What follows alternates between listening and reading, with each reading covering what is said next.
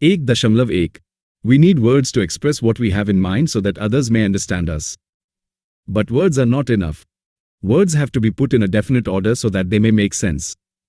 Such a group of words is called a sentence. Definition: A group of words so arranged as to make complete sense is called a sentence. बच्चों, जब हमें अपनी बात किसी को समझानी होती है तो हम शब्दों का इस्तेमाल करते हैं, पर सिर्फ उल्टे सीधे शब्द बोल देने से काम नहीं चलता। उन्हें एक सही क्रम, ऑर्डर में रखना पड़ता है ताकि पूरी बात का सही मतलब निकले। शब्दों के इसी सही समूह को हम सेंटेंस, वाक्य कहते हैं। 1.2 There are 4 different kinds of sentences. वाक्यों को हम उनकी बात कहने के तरीके के हिसाब से 4 प्रकार में बांटते हैं। 1. Assertive or declarative. Those which simply affirm or deny something are called assertive or declarative sentences. The assertive or declarative sentences simply make statements, affirmative or negative. E.g. Kareem hit him hard. Affirmative, e.g. Kareem did not hit him hard. Negative, ये सीधे सादे वाक्य होते हैं जो बस कोई बात या जानकारी बताते हैं।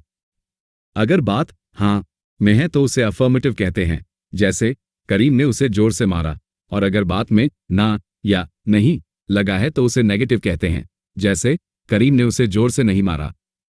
2. Imperative. Those which contain some command, request, advice or prohibition are called imperative sentences. E.g. close the door. दरवाजा बंद करो order. E.g. get out. बाहर जाओ order. E.g. be quiet, please. कृपया शांत रहो request. जब हम किसी को कोई हुक्म, आदेश दे, किसी से विनती करें, कोई सलाह दें या कुछ करने से मना करें, तो वे imperative sentence कहलाते हैं। 3. Interrogative. Those which ask questions are called interrogative sentences. E.g. why are you late? तुम देर से क्यों आए? E.g. who is Mr. Arya? Mr. Arya कौन है? E.g. do these sentences state anything? जहां भी कोई सवाल पूछा जाए या पूछताछ की जाए, वो सब इंटरोगेटिव सेंटेंस होते हैं। 4. Exclamatory. Those which express some strong or sudden feelings are called exclamatory sentences. E.g. what a pity. कितने दुख की बात है। E.g. how clever the crow is. कौवा कितना चालाक है। E.g. alas. He is no more. हाय, वो अब नहीं रहे। जब हमारे दिल से अचानक कोई गहरी भावना निकले, चाहे वो बहुत खुशी हो, अचंभा हो या दुख, उन्हें हम एक्सक्लेमेटरी सेंटेंस कहते हैं। Points to remember 1.3 When writing sentences, remember that every sentence begins with a capital letter. कोई भी वाक्य शुरू करते वक्त उसका पहला अक्षर हमेशा कैपिटल, बड़ा होना चाहिए। B. Every assertive and imperative sentence ends with a full stop. सादे वाक्य, असर्टिव और हुक्म, विनती वाले वाक्य, इंपेरेटिव के आखिर में हमेशा फुल स्टॉप लगता है। C. Every interrogative sentence ends with a question mark. सवाल पूछने वाले वाक्य, इंटरोगेटिव के आखिर में हमेशा क्वेश्चन मार्क लगता है। D. Every exclamatory word or sentence ends with an exclamation mark. अचानक भावना दिखाने वाले शब्दों या वाक्यों के अंत में हमेशा एक्सक्लेमेशन मार्क लगाया जाता है।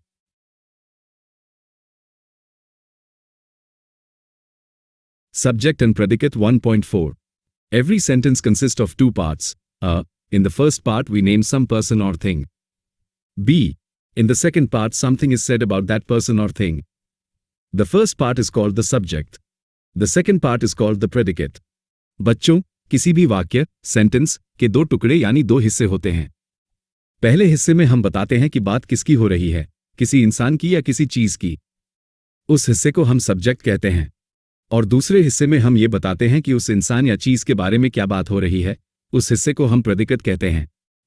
1.5 Study the 2 parts of each of the sentences given below. Subject, the sun. Predicate, sets, सूरज, ढलता है। Subject, the way. Predicate, was long. रास्ता, लंबा था। Subject, all the trees. Predicate, are shedding their leaves. सारे पेड़ अपने पत्ते गिरा रहे हैं। No sentence, therefore, can be formed without a subject and a predicate. तो याद रखो, बिना सब्जेक्ट और बिना प्रेडिकेट के कोई भी पूरा वाक्य बन ही नहीं सकता। Order of subject and predicate 1.6 In most sentences, the subject usually comes first. Sometimes, however, the subject is put after the predicate to make the sentence emphatic.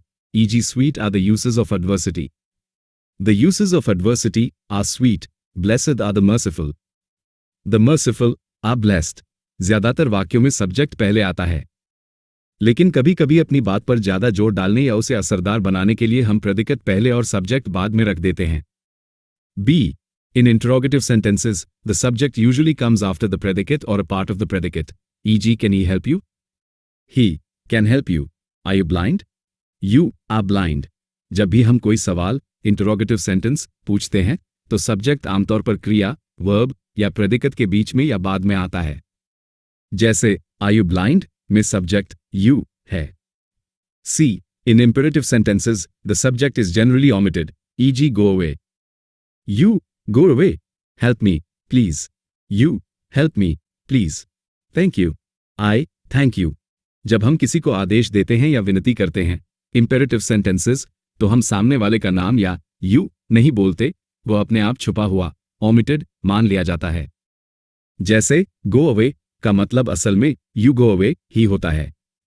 D. In exclamations, the subject is occasionally placed after the predicate, e.g., what a nice chap you are. You are a nice chap. हैरानी या भावना दिखाने वाले वाक्यों, exclamations, में भी कई बार subject पीछे चला जाता है। 1.7. Note that the subject may consist of one word or several words. The predicate may also consist of one word or several words. 1. I sang. यहाँ सब्जेक्ट I भी एक शब्द का है और predicate sang भी एक शब्द का। Though a very tall and muscular man wearing a black coat with a red cap appeared before me on the eastern side of the dense forest, ऐसा जरूरी नहीं कि सब्जेक्ट या predicate हमेशा एक ही शब्द का हो। एक छोटा सा शब्द I भी सब्जेक्ट हो सकता है और कई सारे शब्दों का पूरा बड़ा ग्रुप, जैसे लाल टोपी और काला कोट पहने लंबा आदमी, भी मिलकर एक अकेला सब्जेक्ट बन सकता है। SUBJECTWORD and its enlargement 1.8. When the subject of a sentence consists of several words, there is always one word in it which is more important than the other words. This is called the subject word or subject proper. जब subject बहुत सारे शब्दों से मिलकर बनता है, तो उसमें एक मुख्य शब्द होता है जिसके इर्द गिर्द बाकी सारे शब्द घूमते हैं। उस सबसे खास शब्द को हम सब्जेक्ट वर्ड या सब्जेक्ट प्रॉपर कहते हैं। 1.9. The subject word is always a noun, or a word or a group of words that does the work of a noun, e.g., I shall study my lesson. A pronoun, to err is human. An infinitive, the poor are loved by God. An adjective, Richard was cruel. A noun, यह मुख्य subject word हमेशा कोई noun, संज्ञा, होता है, या फिर ऐसा कोई शब्द जो नाउन की तरह काम कर रहा हो, जैसे प्रोनाउन, इन्फिनिटिव या एडजेक्टिव।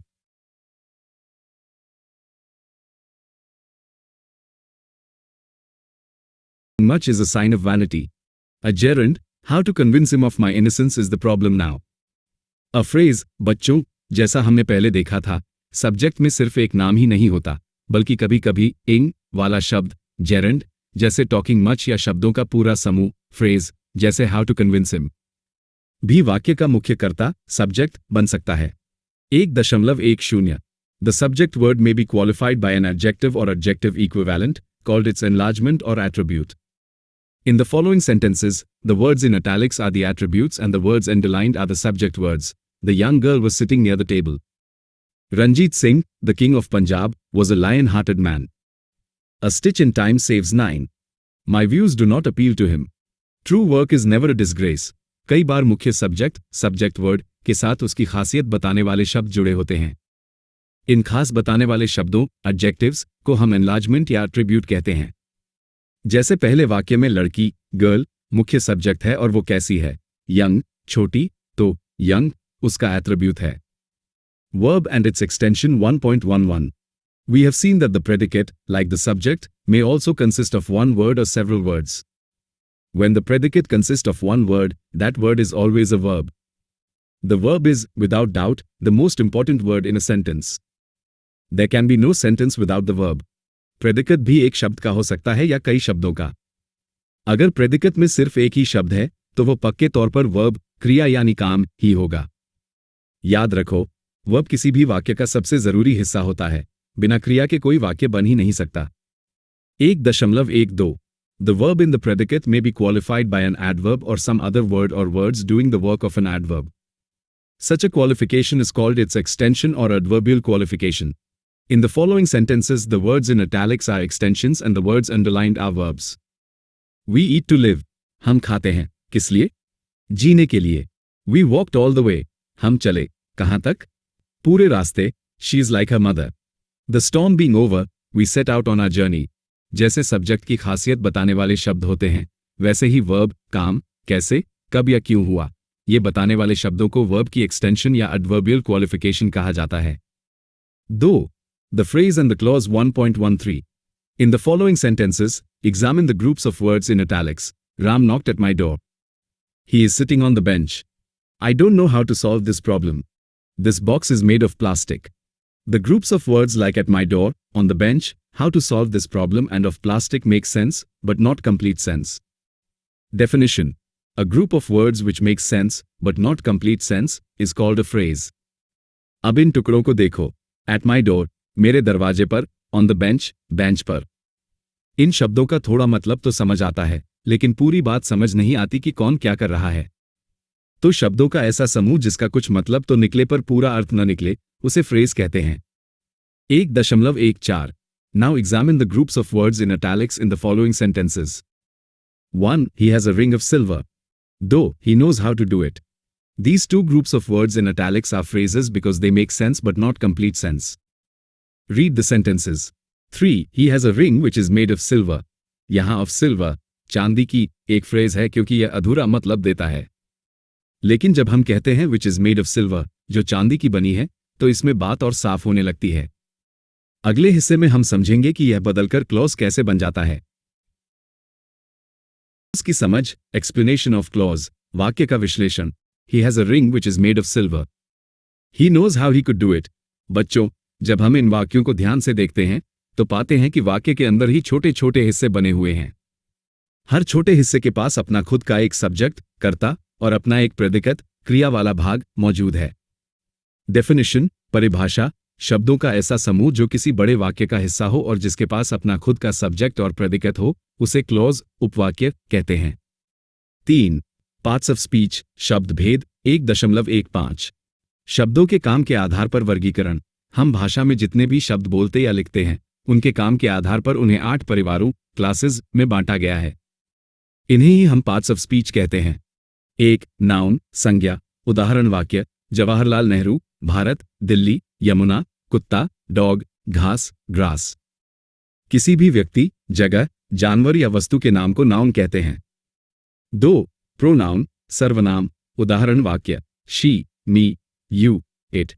जो शब्द किसी नाम, नाउन, की जगह इस्तेमाल होते हैं, ताकि बार बार नाम न दोहराना पड़े, उन्हें प्रोनाउन कहते हैं. 3. एडजेक्टिव, विशेषण. उदाहरण वाक्य: the big garden is full of beautiful flowers. He is tall. जो शब्द किसी नाउन या प्रोनाउन की तारीफ, कमी या खासियत, गुण दोष बताते हैं, वे एडजेक्टिव कहलाते हैं. 4. वर्ब, क्रिया. उदाहरण वाक्य: Kolkata is a big city where Arun lives. जो शब्द किसी काम के करने, होने या स्थिति के बारे में बताते हैं, उन्हें वर्ब कहते हैं. 5. एडवर्ब, क्रिया विशेषण. उदाहरण वाक्य: he came quickly. She is very good. जो शब्द किसी वर्ब, काम, एडजेक्टिव या दूसरे एडवर्ब की विशेषता बढ़ाते हैं, जैसे काम कैसे हुआ, जल्दी हुआ, उन्हें एडवर्ब कहते हैं. 6. प्रेपोजिशन, संबंध सूचक अव्यय. उदाहरण वाक्य: he sat on a chair kept under the tree. ये शब्द नाउन या प्रोनाउन से पहले आकर उनका रिश्ता वाक्य के बाकी शब्दों या जगह, दिशा के साथ जोड़ते हैं, जैसे कुर्सी के ऊपर, ऑन, पेड़ के नीचे, अंडर. 7. कंजंक्शन, समुच्चय बोधक, जोड़ने वाले शब्द. उदाहरण वाक्य: Ram and Shyam went to school but Ashok remained at home. जो शब्द दो अलग अलग शब्दों या दो अलग अलग वाक्यों को आपस में फेविकोल की तरह जोड़ने का काम करते हैं, जैसे एंड, बट, उन्हें कंजंक्शन कहते हैं. 8. इंटरजेक्शन, विस्मयादिबोधक. उदाहरण वाक्य: hurrah. We have won the match. Bravo. You have done well. जब दिल से अचानक कोई बहुत तेज खुशी, हैरानी, दुख या शाबाशी की भावना निकले, तो उन खास शब्दों को इंटरजेक्शन कहा जाता है. 1.16. A word belongs to one of the 8 parts of speech according to the work it does in a sentence. A word is a noun if it is used as a noun in a sentence, or it is an adjective if it is used as an adjective. Unless we see the use of a word in a sentence, we cannot say to which part of speech it belongs. He is a poor man. Adjective: we must help the poor. Noun: he works hard. Adverb: hard work brings success. Adjective: बच्चों, कोई भी शब्द अपने चेहरे से नहीं पहचाना जाता कि वो नाउन है या एडजेक्टिव, बल्कि इस बात से तय होता है कि वो उस वाक्य में क्या काम कर रहा है. जैसे देखो, पहले वाक्य में पुअर आदमी की खासियत बता रहा है तो वो एडजेक्टिव है, लेकिन दूसरे वाक्य में द पुअर गरीब लोगों के पूरे समूह को कह रहे हैं, इसलिए वहां वो नाउन बन गया। ऐसे ही हार्ड पहले वाक्य में काम करने के तरीके को बता रहा है तो एडवर्ब है, और दूसरे वाक्य में मेहनत की खासियत बता रहा है तो एडजेक्टिव है। Exercise 1 state whether the following sentences are assertive, imperative, interrogative or exclamatory. पहचानिए कि वाक्य किस प्रकार का है। 1. His machine has ceased to work. यह एक सीधी सादी जानकारी दे रहा है कि उसकी मशीन बंद हो गई है, right arrow assertive. 2. He became the butt of all his class fellows at school. ये भी स्कूल की एक साधारण बात बता रहा है, right arrow assertive. 3. Don't be impertinent. इसमें बदतमीजी न करने की चेतावनी या आदेश दिया जा रहा है, right arrow imperative. 4. London is the capital of England. यह एक साधारण सच और जानकारी बता रहा है, right arrow assertive. 5. What can I do for you. यहां सवाल पूछा जा रहा है और अंत में लगा है, right arrow interrogative. 6. An idle man is always ready to idle away his time. आलसी इंसान के बारे में एक साधारण बयान दिया जा रहा है, right arrow assertive. 7. Milk the cow at the right time. इसमें गाय का दूध निकालने का निर्देश आदेश दिया जा रहा है, right arrow imperative. 8. Doesn't noise disturb you in your studies? यहां पूछताछ की जा रही है कि क्या शोर तुम्हें परेशान नहीं करता। Right arrow interrogative exercise 2 separate the subject and the predicate in the following sentences. Subject यानी जिसके बारे में बात हो रही है और predicate यानी जो बात हो रही है। 9. Mahatma Gandhi lived the life of an ascetic. Subject Mahatma Gandhi predicate lived the life of an ascetic. 10. He ate the cheapest food.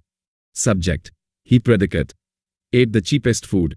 11. The young man cared nothing about his appearance. Subject the young man.